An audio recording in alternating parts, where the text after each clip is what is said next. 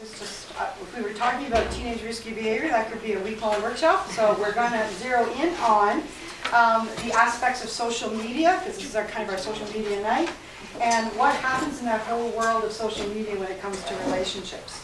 We're going to look at how you develop healthy relationships, how to help your kids say no, and how to ask for help. So those are the things we're going to cover as quickly as we can, of course.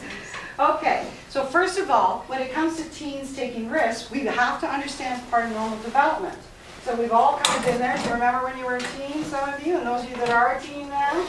So right now, for teens, they are looking at trying new things, trying sexuality, trying some drinking and drugs, perhaps other things. But what I want you to pay attention to is they have high needs for excitement at this age.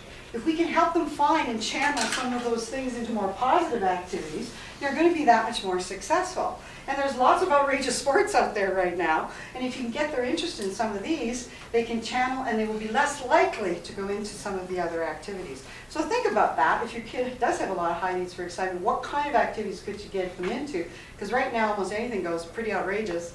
I think that when I was young, it used to be you could go in the parking lot in shad fly season and do donuts in your car, but now I think it's a little more exciting than that. Okay, so the adolescent brain, so teen brains, you know, when they're developing their identity, they're thinking questions like this. Am I normal?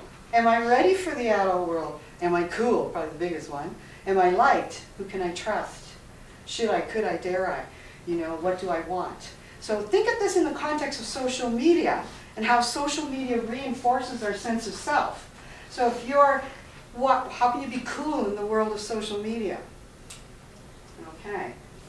So personal boundaries, I want you to think about that for a second. Think of our kids on multiple devices. This is the first time in history where our kids have had unfettered access to information and relationships that we can't, quite frankly, control unless we're having pretty good eyes about what's going on. I remember the days when my brother, and I'm going to just pick on my brother, used to look for my dad's penthouse under the bed so that he could find that. Well, you don't have to do that anymore. Everything is at your fingertips, pretty easy now, from pornography to really good information to anything under the sun. So think about the fact they've got unfettered access to stuff if we're not watching what they're doing. Okay? Now, there's the good, the bad, and the ugly. So this is the good part, folks.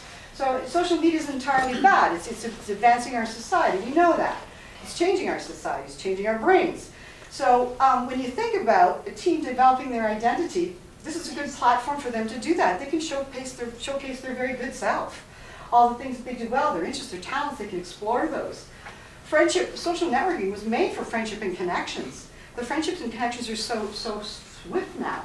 Do you remember when you used to organize parties when you were a teen and you're calling 13 of your friends and you might get 4 of them, so only 6 show up at the party? Well, now you can text everybody and 75 people at once and press a button and they all show up. You know, so this is a totally different world than when we grew up. So the connection is faster, more rapid, and sometimes can be very beneficial. The other thing is there's a platform now for creative expression. I would be thinking if I had young kids right now, it's not who you're going to work for, what job are you going to create for yourself? Because what kind of jobs are making it now? In terms of, you know, videos going viral, things like that, people, you know, making a living off their creative expression on the internet.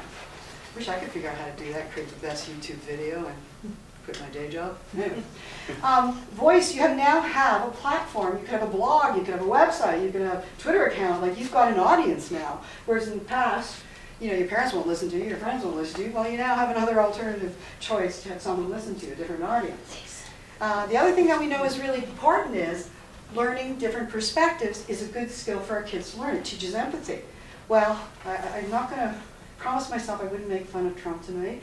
So, but when you think about tweeting and Twitter, all those accounts, where perspective, that's about perspective. People are debating live in their accounts, and the kids are having exposure to that. That's not a bad thing, that they can learn different people have different viewpoints and different perspectives, as long as they don't lose their mind in the process. We also know that the internet is fantastic for empathy and compassion and altruistic activities. What happens when there's a missing child? What happens when there's a flood?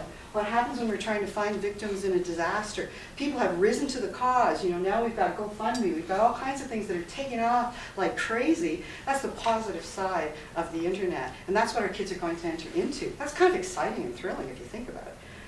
I was born in the wrong times. So, now, that's the good, here's the bad and the ugly. So, what is happening though for kids that are on social media a lot on their multiple devices is, you know, if Bobby didn't, you know, text me back in 30 seconds, oh gosh, what am I missing out on? Oh, he doesn't like me, he doesn't love me. You know, this is what's going on. You know, so kids are developing so much stress and anxiety because they're not getting that instant reply from their devices. Or they see somebody else on Facebook that looks better than they do.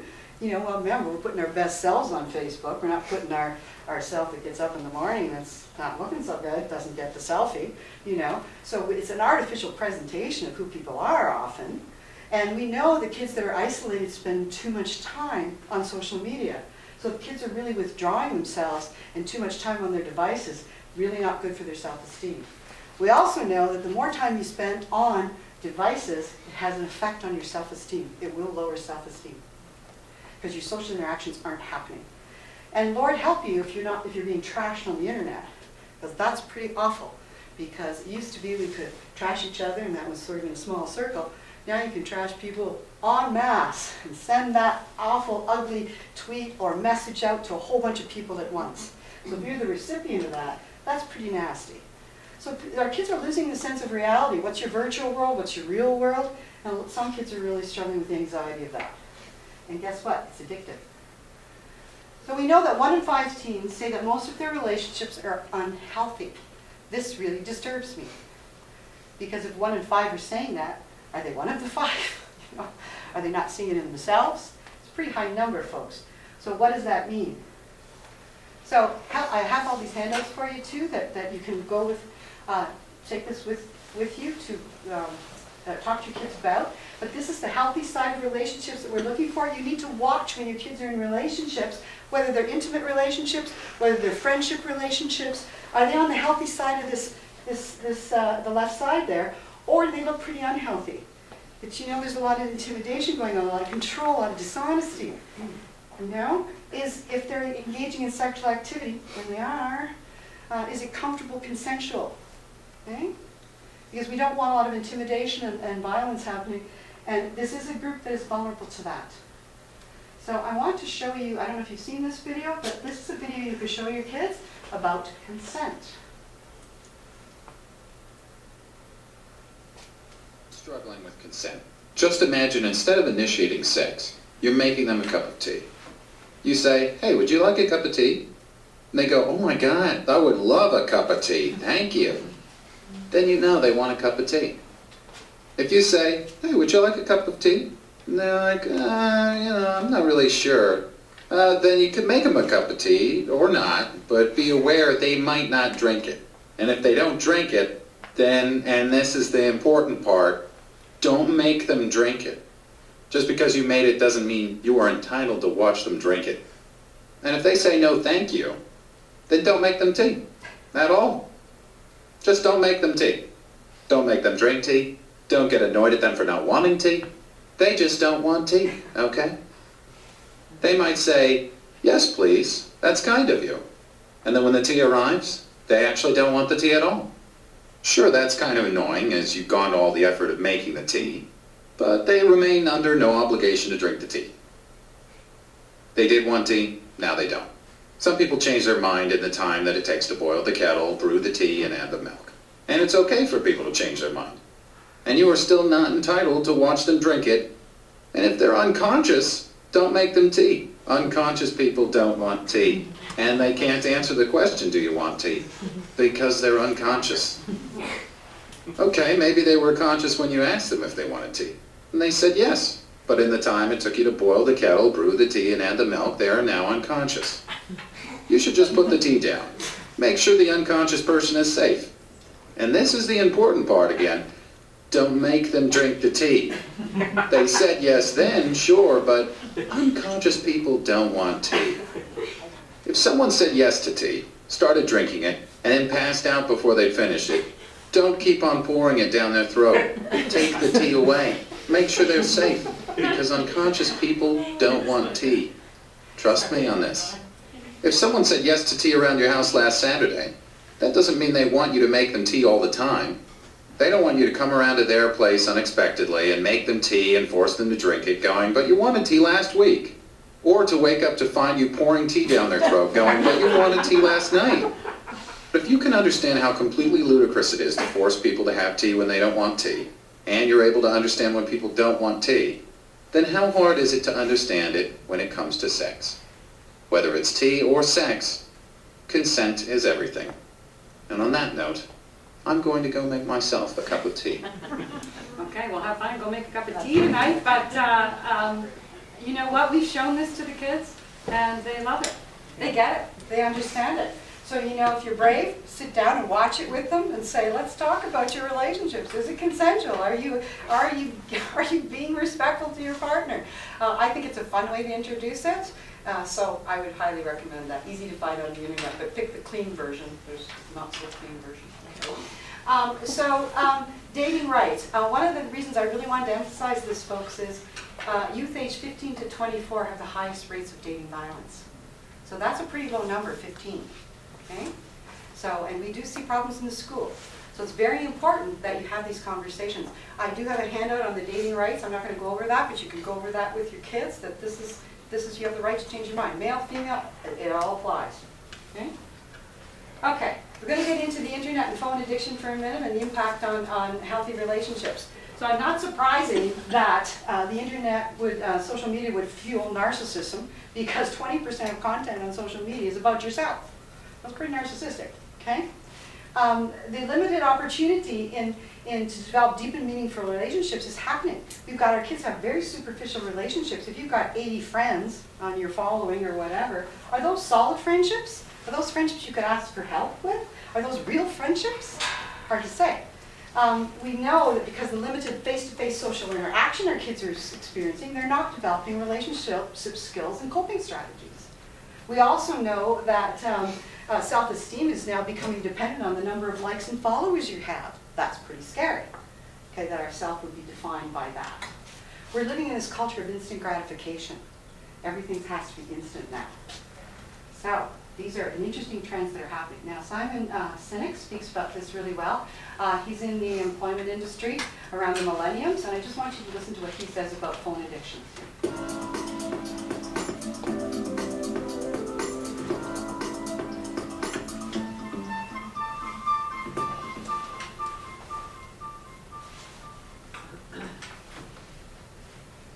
Let me talk about cell phones for 5 minutes. Okay. So, almost every alcoholic, so I get to talk to a lot of Gen Y kids, high school and older, but it's now the younger generation is going to be affected by this, and then some. They are suffering, they are starting with a deficiency that is the responsibility, that we have to share responsibility in helping them overcome. Let me explain. Almost every alcoholic on the planet discovered alcohol when they were teenagers. Because when we're very young, the only thing we need from the only approval we need is from our parents. That's it. You know, a little kid looks at their parents are happy, they're happy. And then when we go through adolescence, we start to need the approval of our peers. As frustrating as this is for parents, it's actually very important for us because it allows us to acculturate outside of our immediate families, right? It's a very stressful time, adolescence, and what we're supposed to learn is to rely on our friends during this time of stress and anxiety. Some people accidentally discover alcohol and the numbing effects of dopamine, because that's what dopamine does. And unfortunately, they accidentally make a hardwired connection that when they suffer stress, you don't go to a friend, you go to the bottle. And that then plays out for the rest of their lives. All alcoholics, 100%, drink for a finite number of reasons. Social stress, financial stress, career stress. That's pretty much it, right? It's a coping mechanism. So we know that you get a dopamine release, which is the same chemical that makes you feel good when you drink. We know that you get a dopamine release when your phone goes buzz or beep or flash or, bing. We know that you get that when you get social media alerts as well. And so what's starting to happen is these kids, as they're going through adolescence, nobody has recognized that the device is actually addictive. And so what we're actually doing is creating an entire generation of mini little addicts that are getting hardwired to believe that their sense of self-worth and their sense of coping comes from the device and not from another human being. That's why they suffer real stress when they lose followers. And they get real joy when they gain followers. Like the number of responses they get, or likes that they get, are real, those stresses. When they suffer, when they're feeling a little bit down, we do the same thing. When you're feeling a little down, you send out 10 texts hoping to get one back. And what's happening is because the device is so, can I borrow someone's phone? When someone, thank you, here's what happens. The kids are walking around with them all the time. I now see girls walking around like this. Like they're not even holding them down here, it's like this. And I see boys walking around like this. This is just how they walk. It's here. It's not here. And they put it on the table in front of them. And here, let me show you what I mean. There's a subconscious effect on the people around us when we have our phones, and we're all guilty of this. What if I'm holding my phone? It's not tweeting, it's not buzzing, it's not beeping, and I'm not checking it. I'm simply holding my phone. Do you feel that you're the most important thing to me right now? No, you do not. And this is an artificial environment, simply by holding the phone. Which means when we show up to a meeting and we put our phones on the table, it says to the rest of the people in the room, you're not the most important thing to me right now. And by the way, putting your phone upside down is not more polite. When we show up for dinner with our families, when we have to have a conversation with one of our students, when we have to have a conversation with a parent, and we put a phone on the table, it says, this is not the most important thing to me right now. You felt it. And so the most important thing to do is to get rid of the device when you're engaging with another human being. So when somebody says, can I ask you a question, you go, what's on your mind? Because what it says is, you have my attention. Remember that those chemicals, when somebody says, when we feel that somebody actually cares about us. And if you don't have a pocket, you go to a shelf nearby, you put it down, you say, what's on your mind? When someone comes into your office, you put the phone in the desk, you turn off the monitor, you shut the laptop, you say, what's on your mind? Right? So what's happening is kids now, they go for dinner with each other, hang out with each other, the lunch table with each other, and the phones are out constantly. And not only they're just on the table, they're actually engaging with people instead of engaging with the people that they're with. And they're not actually learning, thank you, they're not actually learning how to make friends. They're not actually learning how to talk to people. So I've talked to many kids about this, that let's say they're using Google Maps to get somewhere, and their phone dies. They will spend more time looking for a charger than simply asking somebody where to go. Because they're afraid to talk to people. And for slightly older ones, dating is the same. You swipe right, and that's it, you can get a date, right? Like dating has been made so easy, it's instant gratification, and this is part of the problem. They're growing up in a world of instant gratification, where if you want to buy something, you go on Amazon, it shows up the next day. You want to watch a movie, you just log on and watch it. You don't check movie times. You want to watch TV, you don't week to week to week. You just binge watch over a weekend.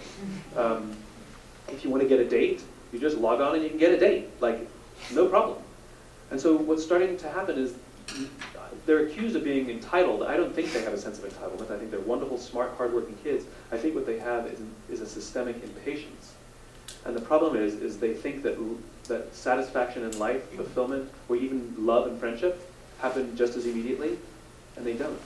It takes time, and it takes unbelievable hard work. And the problem is they're not learning the skills to make friends. They're not learning the skills to fall in love. They're not learning the skills to talk to people. They're not learning the skills to find fulfillment, because it's slow, and it's boring, and it's human. And we're starting to see the results. We're starting to see suicides on the rise. Nobody kills themselves because they're hungry. They kill themselves because they're lonely. We're starting to see school shootings on the rise. In the 1960s, there was 1. In the 1980s, there were 27. In the 1990s, there were 58. In the past decade, we've had over 120. 70% were perpetrated by kids born after the year 1980. Most of them were about 15 years old. And though we have no good science on it, we know anecdotally that they spent a disproportionate amount of their social lives, online. Okay, I'm going to stop him here just because of time. I highly recommend you look at the little outrageous towards the end about, telling schools to get rid of phones and all kinds of things. So he's got a pretty radical attitude about this, but I highly recommend you look at that in terms of balance of understanding this. So I'm going to try to quickly get through them. I think we're probably done out of time, but just really quickly here. I just want you to realize that when those tweets happen, there's the actual dopamine does sort of flood into your system. So it's very similar to food, sex, money, drugs. And so what's interesting is that a survey of 18-year-olds, they found that their social media is harder to resist than sex. That worries me. You know, what are the number 2 things that 18-year-olds like to do? Sleep and have sex. And so now social media has surpassed that. So that tells you the level of addiction that we're starting to face with these phones. Now, the other thing that you really want to work with your kids on, because these skills aren't developing and there's peer pressure in it, and it's even harder on social media, how do you say no? You need to talk to your kids that they do have a lot of personal credit in their relationships if their relationships are solid, and that refusing once isn't going to bankrupt your relationship. So I'm not going to go through all of these. You have a handout there. But it's really important to walk them through little techniques about how to refuse those peer pressure moments in a fun, cool way. Ask them what's the way to do it. As a counselor, I've had to do this a lot. And often they'll say, well, your answers are lame, I can't say those. Well, what would your answers be? And I get some really good ones from the kids. I remember I was working with this guy, a young offender, and he was a bit of a drug dealer. And he was trying to get out of that crowd, but his old crowd kept coming after him. And he started to have this sort of pat answer, well, you know, I'd like to be with you right now, but I got a little business to take care of. Now, the way he said that made you think you didn't want to ask what that business was, but he was able to deflect, so that was his way of developing a refusal skill. So talk to your kids about how can you get out of those sticky situations, because often our kids get into sticky situations and don't know how to get out. So if you give them that way to get out, it's really important. One of the ones I really like is reversing the pressure. So that, you know, hey, why is it important to you that I smoke weed? Why is it important to you that you want me to change my mind and go to that party? You know, so you flip it back to that person. So why are you so interested in my destiny here? You know, so that's one of my favorites. The other one is give them a prearranged exit plan so that if they do need to leave a scene, talk to them ahead of time about this. Here's how you can get out of a tough situation, and I won't ask you any questions. Okay? Okay, so we also know kids are having trouble asking for help. We know that in mental health, kids rarely ask for help. So we know there's lots of reasons that they don't, but I go down to, when you think of social media, the limited experience in interacting with others is one of the biggest blocks for our kids these days. I'm hearing from colleges that they don't even know how to make those sort of cold calls. You walk down the hall and you're going to talk to the secretary to get the schedule. They're intimidated to do that. And these are also kids that have been driven around since they're 4 years old. They don't know how to use transit. So you have to start thinking about what are those skills they're going to need, even though you're providing such good care for them now. You got to also look at what are those launch skills that they're going to need. Okay, so your takeaways: treat media as any other environment for your child, whether it's a virtual world or a real world.